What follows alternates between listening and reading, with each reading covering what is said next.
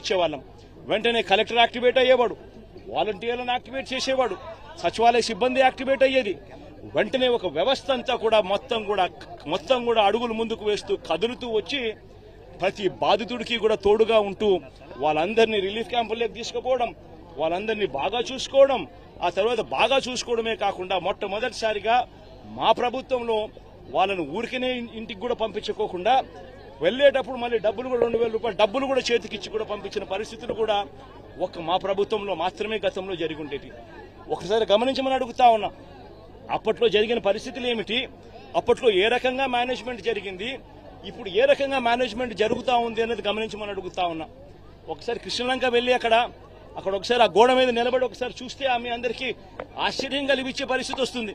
ఆ గోడ చూస్తే నేను మొన్న వచ్చేటప్పుడు ఆ గోడ మీద మొన్న వచ్చేటప్పుడు ఆ బ్రిడ్జ్ మీద నుంచి వచ్చేటప్పుడు కృష్ణలంక ప్రాంతం అంతా వాళ్ళంతా ప్రజలందరూ వచ్చి కూడా నన్ను ఆపి కేవలం థ్యాంక్ యూ చెప్పడానికి ఆపారు.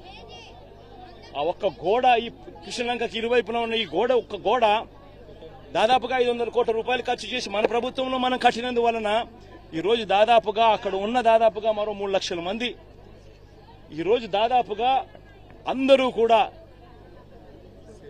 సేఫ్ గా ఈరోజు పడుకోగలుగుతా ఉన్నారు. నిజంగా నా గోడేగానే లేకపోయిందంటే అసలు ఇంకా ఎంత దారుణంగా పరిస్థితులు ఉండేదో అర్థం చేసుకునేదానికి కూడా ఆశ్చర్యం కనిపించే విధంగా ఉండేది. ఈరోజు 32 మంది చనిపోయినారు. ఇప్పటికే పేర్లతో సహా ఈరోజు సాక్షి దినపత్రికల్లో ఇప్పుడు పేర్లతో సహా కూడా రాశారు, ఫలానివాడు ఫలానివాడు ఫలానివాడు ఫలానివాడు అని. ఆ 32 మంది కన్నా కూడా ఇంకా ఎక్కువగా ఇంకా చనిపోయిన వాళ్ళు ఇంకా తేలే పరిస్థితి కూడా కనిపిస్తా ఉంది. మరి 32 మంది చావుకు కారణమెవరు? మరి ఇంత దారుణంగా ఆర్గనైజేషన్ మేనేజ్మెంట్ అనేది నువ్వు లేకుండా ఈ మాదిరిగా నువ్వు మేనేజ్ చేయడము అనంటే, ఇంత దారుణంగా మేనేజ్ చేయడము అనంటే అసలు నువ్వు ముఖ్యమంత్రిగా నువ్వు నీ పదవిలో ఉండడానికి నువ్వు అర్హుడివేనా అని చెప్పి ఒకసారి చంద్రబాబు నాయుడు తన గుండెల మీద తాను చేయి వేసుకుని ఆలోచన చేయాల్సిన అవసరం కూడా ఎంతైనా ఉంది. ఎందుకంటే ఒక ముఖ్యమంత్రి చేయాల్సిన కార్యక్రమాలు ఏదీ తాను చేయలేదు. ముఖ్యమంత్రిగా చంద్రబాబు నాయుడు గారు పూర్తిగా ఫెయిల్ అయిన పరిస్థితులు కనిపిస్తా ఉన్నాయి. 32 మంది చనిపోయినారు. ఈరోజు ఈ 32 మంది చావులకు చంద్రబాబు నాయుడు గారు సమాధానం చెప్పాలి. చంద్రబాబు నాయుడు గారు ఈ చావులకు ఓనర్షిప్ తీసుకొని ప్రజలకు క్షమాపణ చెప్పి ప్రజలకు సహాయం చేసే కార్యక్రమంలో ముందుకు అడుగులు వేయాలి. ఖచ్చితంగా జరగాలి. అధికారులు సస్పెండ్ చేశానంటున్నాడు. మొత్తం సహాయ చర్యలు అనుకున్నాయి. ఇప్పుడు మీకే చెప్పారు స్వయంగా ఇక్కడ వరకు మాకు ఏవి రిలీఫ్ క్యాంపులు లేవు, మాకు ఎటువంటి భోజనం రాలేదు, వాటర్ రాలేదని మీకే ఇప్పుడు చెప్పారు స్వయంగా. మెయిన్ రోడ్డు ఇది ఏ విధంగా అధికారులను సస్పెండ్ చేస్తానంటున్నాడు. అధికారులు ఎవరు? ప్రభుత్వం ఎవరు? చంద్రబాబు నాయుడు గారి ప్రభుత్వం. మే 13వ తారీఖున ఎన్నికల రిజల్ట్స్ వచ్చినాయి. మే 13వ తారీఖు నుంచి ఇవాళకి దాదాపుగా 4 నెలలు కావస్తా ఉంది. మే 13వ తారీఖున ఎన్నికల రిజల్ట్స్ వచ్చినాయి. మే 13వ తారీఖు నుంచి ఇప్పటిదాకా దాదాపుగా 4 నెలలు కావస్తా ఉంది. 4 నెలలుగా ఆయనే ముఖ్యమంత్రిగా ఉన్నాడు. అధికారులను ఆయనే దగ్గరుండి ఆయనే ఏ అధికారిని ఎక్కడ పోస్టింగ్ వేయాలి అని చెప్పి ఆయనే దగ్గరుండి ఈ 4 నెలల్లో పోస్టింగ్లు కూడా తానే పూర్తి చేసినాడు. మళ్ళీ ఆయనే పోస్టింగ్లు ఇప్పించుకున్న అధికారులు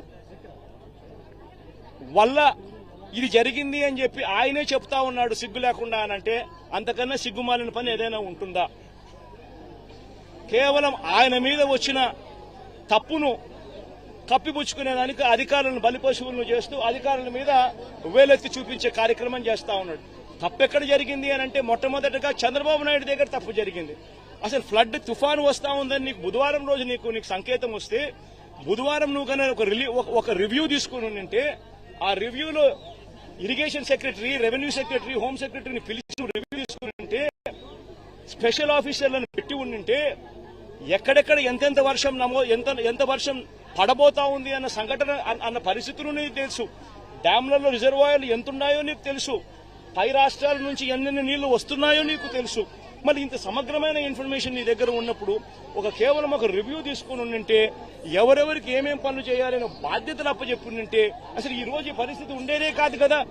మరి కారణం నువ్వు అయినప్పుడు, నీ మీద తప్పు జరిగినప్పుడు, నువ్వు తప్పు చేసినప్పుడు దాన్ని కనీసం హూందాగా యాక్సెప్ట్ చేసి తప్పు చేశాను అని చెప్పి యాక్సెప్ట్ చేసి క్షమాపణ అడిగి ప్రజలను అడుగులు ముందుకు వేయాలి. కానీ తాను చేసిన తప్పుకు అధికారుల మీద ఏలెత్తి చూపిస్తూ అధికారులను తప్పుపడుతూ తాను అధికారుల మీద నెపాన్ని వేసి తప్పించుకునే కార్యక్రమం చంద్రబాబు చేయడం అంటే ఇంతకన్నా దారుణమైన